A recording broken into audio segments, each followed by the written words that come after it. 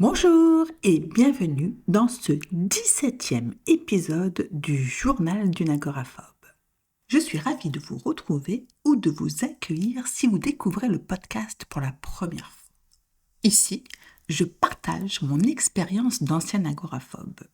Je ne prétends pas du tout soigner, ce n'est ni ma formation ni mon métier. Mais si mon humble expérience apporte d'une part quelques pistes pour un certain nombre d'entre vous, et qu'elle contribue à une certaine libération de la parole sur un sujet qui stigmatise bien trop de personnes, eh bien, mission accomplie.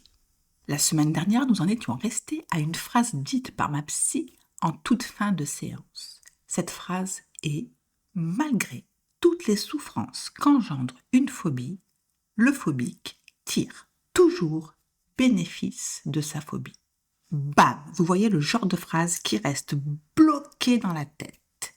Pourquoi je vous raconte ça? Parce que ça a déclenché deux choses chez moi. En deux mots, culpabilité et colère. Ce qui va avoir une incidence sur ma thérapie.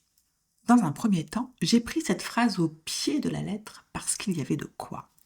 En effet, avant cette agoraphobie, cela faisait quelques années que j'élevais seule ma fille et que je m'occupais de tout.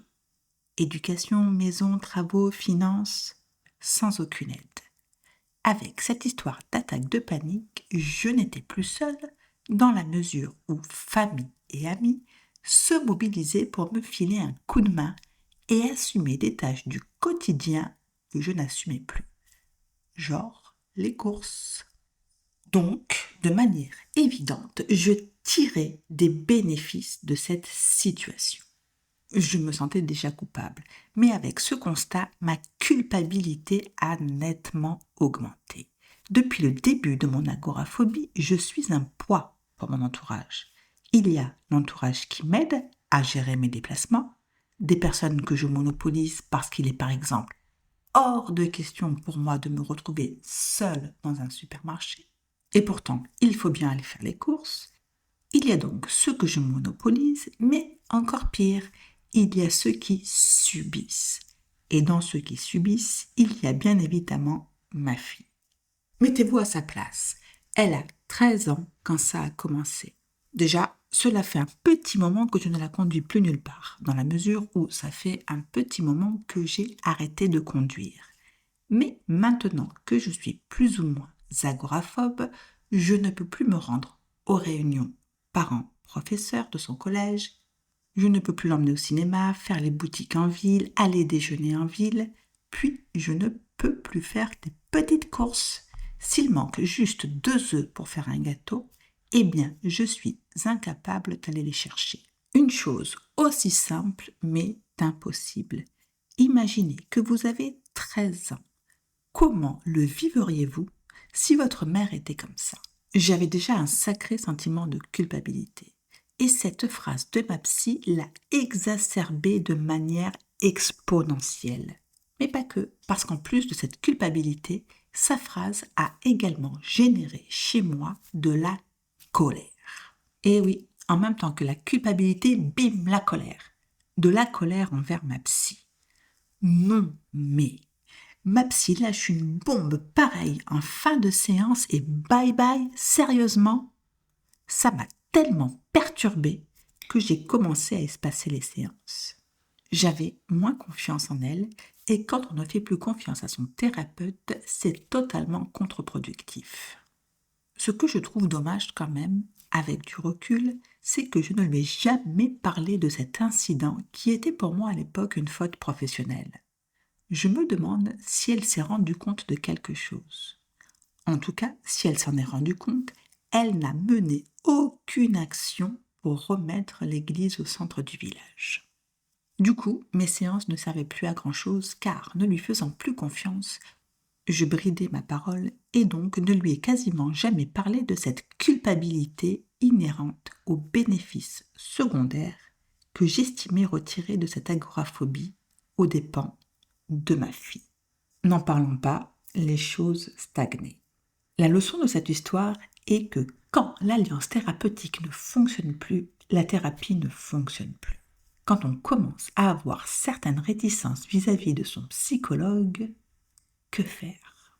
Dans mon cas, j'ai fait avec durant plusieurs mois. Ceci dit, je n'étais pas totalement consciente de ce qui était en train de se passer. J'ai rapidement compris que j'avais moins confiance en elle qu'avant, mais j'ai mis beaucoup de temps à comprendre les conséquences de ce manque de confiance. J'ai mis du temps à comprendre que je ne lui parlais plus aussi librement qu'avant et que du coup ma thérapie n'avançait plus. Ce n'est donc pas dans le cabinet de ma psy que les choses se sont décantées. C'est une copine qui m'a ouvert les yeux en me disant un truc du genre, je cite: cette agoraphobie, c'est peut-être une manière pour toi de transformer des souffrances non exprimées en angoisses visibles. Tu as accumulé du stress, des émotions que tu gardes pour toi depuis des années, le stress d'élever ta fille seule, de traverser une séparation, de tout gérer. Peut-être que ces attaques de panique sont pour toi une façon de demander de l'aide. Et oui, j'ai des copines super intelligentes. Des années plus tard, cette phrase est encore gravée dans ma mémoire. Et elle avait totalement raison. C'était compliqué pour moi d'élever ma fille seule, mais je n'en parlais pas. C'était compliqué pour moi de devoir faire le deuil de la fin d'une famille suite à la séparation d'avec le père de ma fille, mais je n'en parlais pas. Il y avait comme cela un certain nombre de choses que je mettais sous le tapis depuis plusieurs années. Je gardais toutes ces choses en moi en évitant d'y penser, en évitant d'en parler. Mais finalement, régulièrement, j'avais un petit pincement au cœur. Et au lieu d'essayer d'en comprendre la source, je passais à autre chose. J'allais fumer une cigarette. Du coup, au bout d'un certain temps, il est probable que l'angoisse est devenue plus facile à supporter que la souffrance. La souffrance est muette et invisible, alors que les attaques de panique, c'est plutôt le contraire. Et en plus, elles me permettent d'obtenir de l'aide de mes proches. Mais cette transformation de souffrance en angoisse a été longue et progressive. Elle s'est construite lentement et le temps pris a été pris pour s'immiscer dans la majorité des sillons de mon cerveau et c'est devenu ancré, gravé en moi.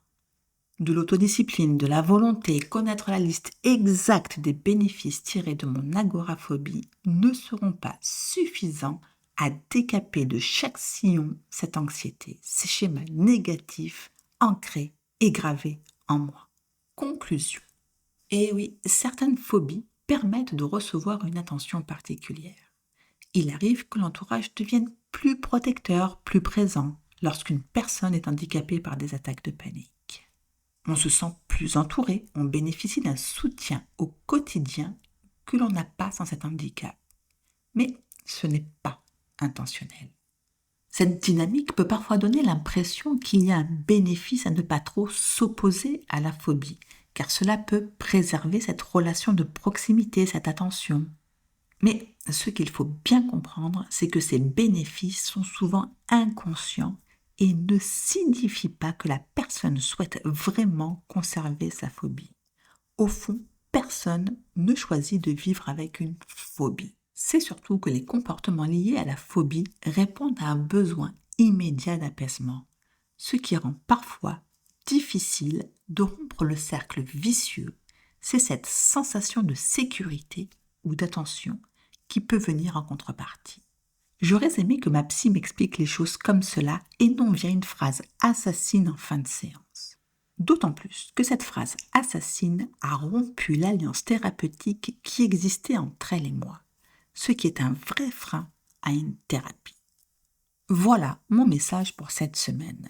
L'intention avec une phobie n'est pas d'attirer l'attention, c'est juste un appel au secours. Et messieurs, dames les psychologues, si vous pensez avoir un message important à faire passer, faites attention. Faire réfléchir son patient, c'est bien. Le déstabiliser complètement, c'est bien souvent, je pense, comme je viens de le raconter, contre-productif. Voilà pour aujourd'hui. Et si vous avez aimé cet épisode ou que vous aimez le podcast en général, n'hésitez pas à le noter, à laisser un petit commentaire ou à vous abonner pour ne pas manquer la suite. Merci infiniment d'être là et à très vite.